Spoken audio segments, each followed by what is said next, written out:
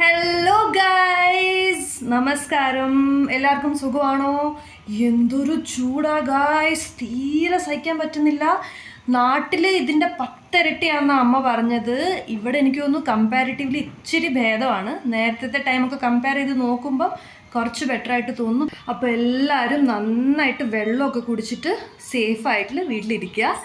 അപ്പോൾ ഇന്ന് എന്താണെന്ന് വെച്ചാൽ നാളെ വിഷു ആണ് ഗൈസ്. അപ്പോൾ ഹാപ്പി വിഷു എല്ലാവർക്കും. അപ്പോൾ എന്താണെന്ന് വെച്ചാൽ എനിക്ക് നാട്ടിൽ പോകാൻ പറ്റിയില്ല, ചിറ്റയുടെ അടുത്തും പോകാനായിട്ട് പറ്റിയില്ല. അപ്പം വിഷു ആയിട്ട് വിഷുക്കണി ഒരുക്കാനാണ് പ്ലാൻ. അപ്പോൾ ഇവിടെ നോക്കിയിട്ട് ഒരു സാധനവും ഇല്ല. അപ്പോൾ നമുക്ക് നമ്മുടെ വിഷുക്കണി ഒരുക്കാനായിട്ട് കുറച്ച് സാധനങ്ങളൊക്കെ വാങ്ങിച്ച് നമ്മുടെ കുഞ്ഞു വിഷുക്കണി ഉണ്ടാക്കാം. പുറത്തേക്ക് ഇറങ്ങിയിരിക്കുകയാണ്. ഇവിടെ ഞാൻ കുറച്ച് മഞ്ഞപ്പൂ കണ്ടോ. ഇത് കണ്ടപ്പോഴാണ് നമുക്ക് അത്യാവശ്യം വേണ്ട കാര്യം ഞാൻ ഓർക്കുന്നത്. അത് കൊന്നപ്പൂവാണ് ഗൈസ്. ഇവിടെ കൊന്നപ്പൂ എവിടെ കിട്ടുമെന്ന് എനിക്ക് യാതൊരു ഐഡിയ ഇല്ല. എന്തായാലും തപ്പി നോക്കണം. ഏതെങ്കിലും മരത്തിൽ കുറച്ച് കൊന്നപ്പൂ ഉണ്ടായിരുന്നെങ്കിൽ പറിക്കായിരുന്നു. വാങ്ങിക്കാൻ കിട്ടുമെന്ന് എനിക്ക് തോന്നുന്നില്ല. എന്തായാലും കൊന്നപ്പൂവാണ് ഫസ്റ്റ് ഇമ്പോർട്ടൻറ്റ് കാര്യം. പിന്നെ മാർക്കറ്റിൽ പോയി നോക്കാം എന്തൊക്കെ കിട്ടുമെന്ന് നമുക്ക് നോക്കാം. ഞാൻ നടന്നു ഗൈസ്. ഇവിടെ എങ്ങും കൊന്നപ്പൂ ഇല്ല. ആകെ ദേഹണോ ഈ മഞ്ഞപ്പൂവാണ് കാണുന്നത്. അപ്പോൾ അവസാനം ഒന്നും കിട്ടിയില്ലെങ്കിൽ മിക്കവാറും ഞാൻ ഈ മഞ്ഞപ്പൂ വെക്കേണ്ടി വരുമെന്നാണ് എനിക്ക് തോന്നുന്നത്. എന്തായാലും നമ്മുടെ കോളനി മൊത്തം കറങ്ങി ഈ ഭാഗത്തെങ്ങും ഒരു കൊന്ന പോലും ഇല്ല. മൊത്തം ഞാൻ തപ്പി ഗൈസ്. ഇവിടെ അങ്ങ് ഒറ്റ കൊന്നപ്പൂ പോലും ഇല്ല. ഞാനിനി നോക്കാൻ ഒരു സ്ഥലം ഗൈസ് നമുക്ക് കിട്ടി ഗൈസ്. നോക്കൂ ഗൈസ്, കൊന്നപ്പൂ കാണാൻ കഴിയുന്നുണ്ടോ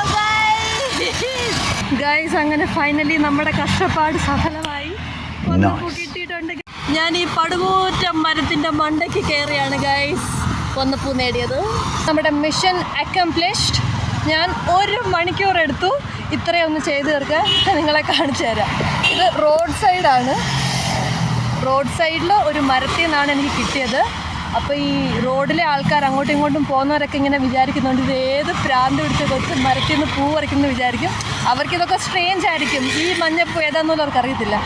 എന്തായാലും പണി പെട്ടു, പറിച്ചു, കൈ മുറിഞ്ഞു. എന്തായാലും മിഷൻ അക്കംപ്ലിഷ്ഡ്. കണ്ടാ ആൾ സെറ്റ്. അപ്പോൾ ഇനിയുള്ള നമ്മുടെ ടാസ്ക് എന്ന് വെച്ചാൽ കുറച്ച് വെജിറ്റബിൾസും കുറച്ച് ഫ്രൂട്ട്സും വാങ്ങിക്കുക എന്നുള്ളതാണ്. മെയിനായിട്ട് വേണ്ടത് വെള്ളരിക്കയാണ്. കണി വെള്ളരിക്ക. ഇതാണ് ഇവിടെ കിട്ടിയ സാധനം. നീളമൊന്നുമില്ല, എന്തോ റൗണ്ട് പോലെ ഉണ്ട പോലെ ഇരിക്കുന്നു.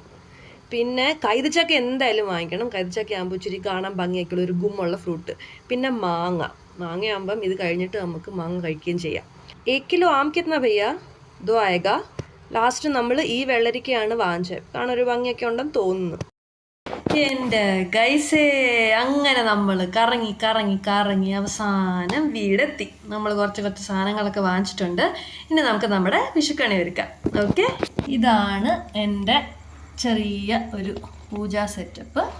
ഇവിടെ നമുക്കൊരു ഉണ്ണിക്കണ്ണൻ്റെ പടവും കൂടെ വെക്കണം. അപ്പോൾ കണി ഒരുക്കാൻ നമുക്ക് ആദ്യം വേണ്ടത് കൃഷ്ണനാണ്. എൻ്റെ അടുത്ത് അങ്ങനെ വിഗ്രഹമൊന്നുമില്ല.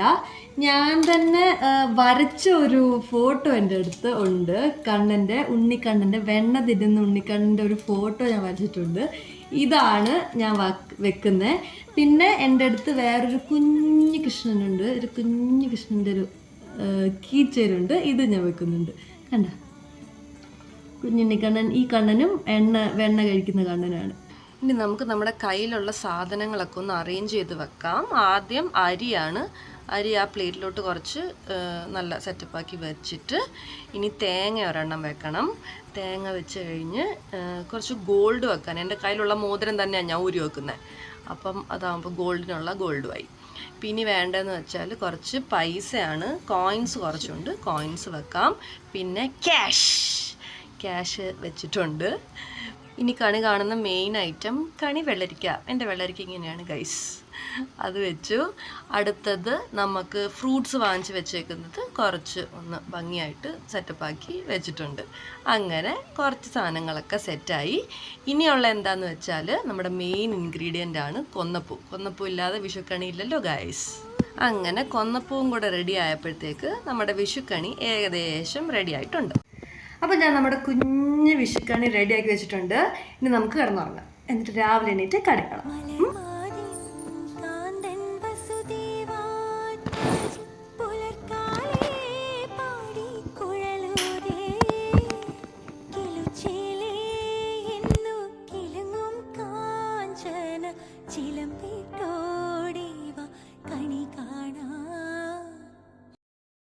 അപ്പോൾ എല്ലാവർക്കും എൻ്റെ ഹൃദയം നിറഞ്ഞ വിഷുദിനാശംസകൾ. Happy Vishu guys.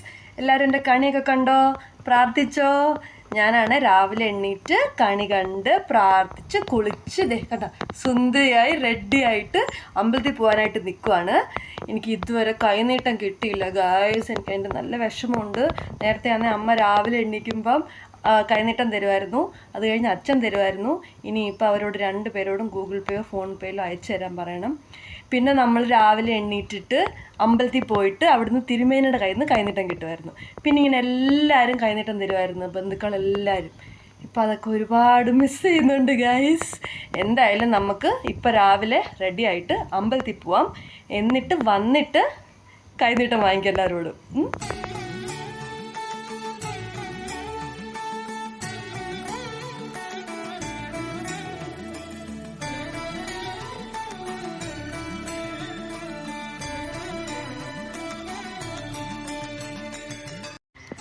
അപ്പം നമ്മൾ അമ്പലത്തിൽ നിന്ന് ഇറങ്ങി പ്രാർത്ഥിച്ചിട്ട് ഇറങ്ങിയിട്ടിരിക്കുകയാണ്.